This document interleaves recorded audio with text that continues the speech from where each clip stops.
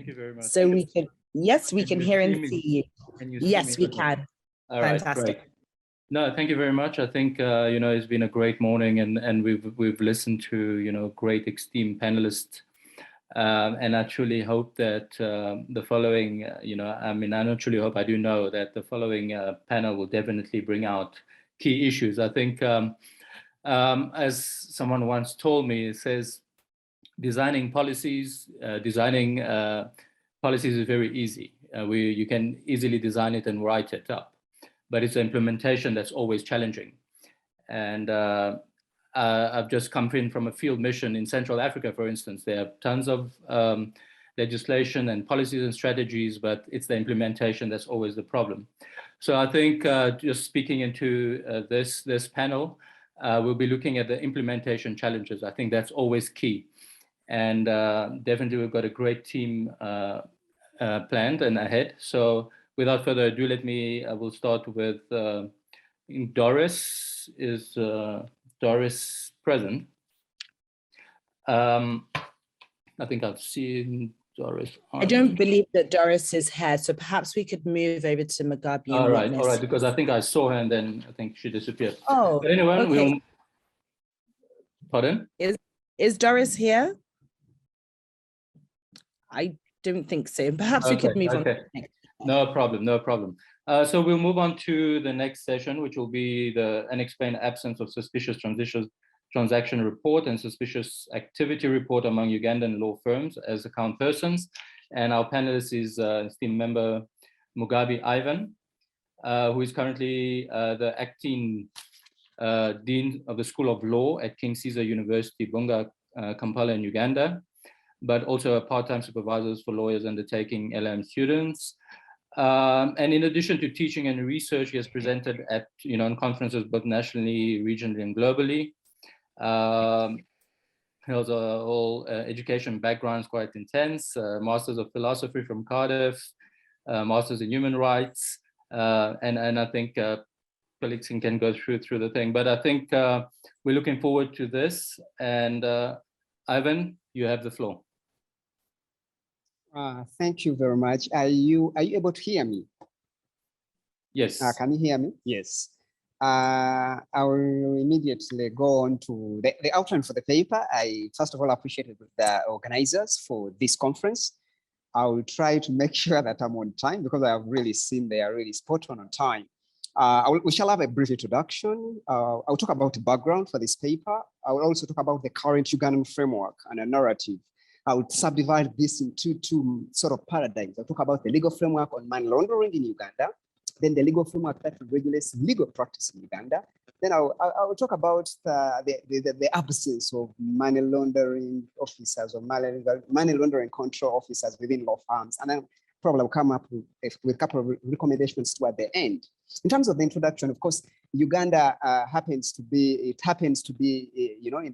among those sub-Sahara states whose various professions like the accountants, the advocates are being called upon as accountable persons to comply with specific obligations which are premised within the legal developments of money laundering laws. Now, of course, this analysis is informed by experience and observation of some discrepancies in the willingness, but also in terms of appointing of money laundering officers. Now, this is certainly a challenge.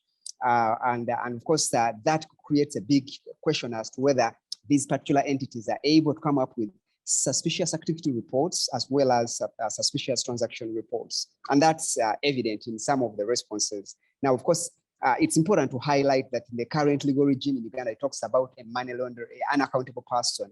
And it has like sort of a schedule which it provides for in one of the laws, which gives us a seemingly lengthy list of who are accountable persons.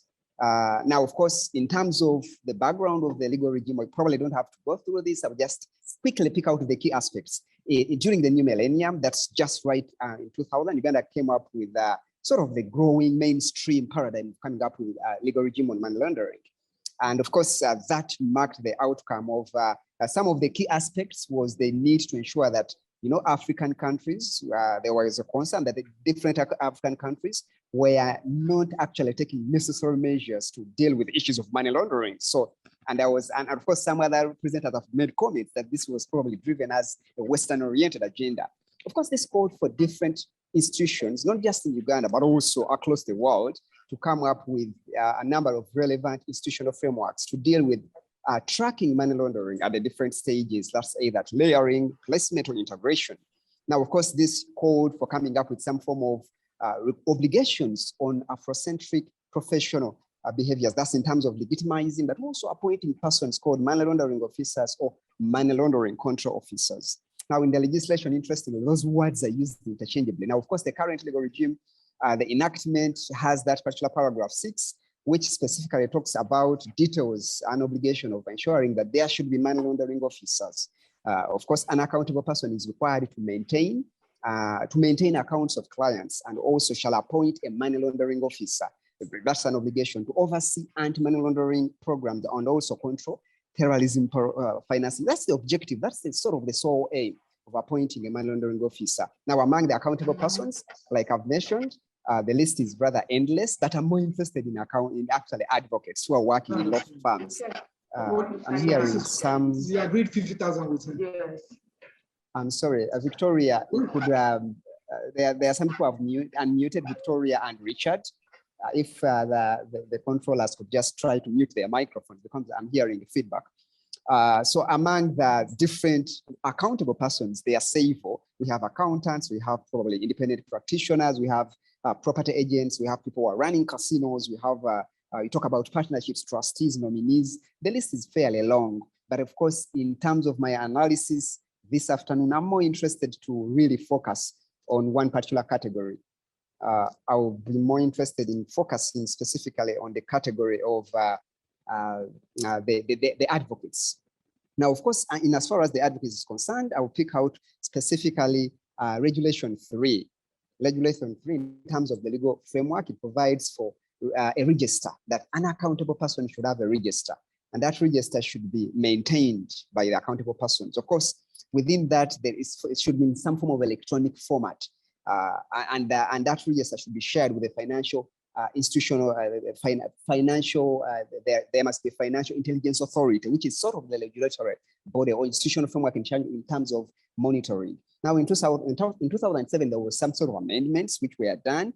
I will flip through this for purposes of time. We have the anti-money laundering amendment of 2017. This one specifically went a little bit further. I'll pick out the key elements, those red words. We talk about politically exposed person, the PEPs. It brought in the element of the PEPs. It also brought in the requirement of enhanced due diligence, EDD, especially if someone is identified as a PEP. Now, these are some of the obligations which supposedly the anti-money laundering or control officers should undertake. Now, of course, when we look at, on the other hand, we have the legal regime. Interestingly, there are two divergent legal regimes. There are regimes on money laundering standing on their own in isolation. But on the other side, we have the regimes relating to aspects of regulating how legal practice is done in Uganda. Some of these specifically will have like the Advocates Act. And what I probably found fascinating is that the laws on advocates and practice or legal practice in Uganda, they don't really seem to talk so much about obligations which advocates have or legal practitioners have, in as far as one, either appointing money laundering control officers, or actually training them, or actually making it a requirement for approval of chambers or law firms to operate their services. Now, I have sort of quickly highlighted some of those. We have the Advocates Act of 2000. The Advocates Act, Section 8, talks about mainly, talks about enrollment of an advocate to join the bar. But this provision is pretty silent on the presence of money laundering officer under that law. Then, of course, we also have the Advocates Enrollment Certification Regulations. SI 267 regulation provides for professional skills and care. However, there is hardly evidence of being skilled and knowledgeable on aspects of detecting, identifying money laundering by the advocate. Now, of course, we have Advocates Amendment Act of 2002. Now, this amendment talks about membership to the custodian body, which is the Law Council, as well as the membership committee, what we call the Education Committee. Sadly, the membership which were included never envisaged the need of either having a representative from the Financial Intelligence Authority, which is in charge of money laundering, or even having a single representative among the money laundering control officers. Ivan, sorry for cutting you short. There's 3 minutes left. Yes. You have 3 minutes. All right. I will skip straight on to the recommendations. Yes, I'll go to the recommendations. I will probably just highlight in terms of account absence, some of the reason why there has been absence of money laundering officers. One, there is lack of institutional compliance by the Law Council, which is a regulatory body, to ensure that these sort of persons who are in charge of money laundering are appointed. Number two, there is also difficulty in accessing records of what the anti-money laundering officer should do or what records they should be keeping.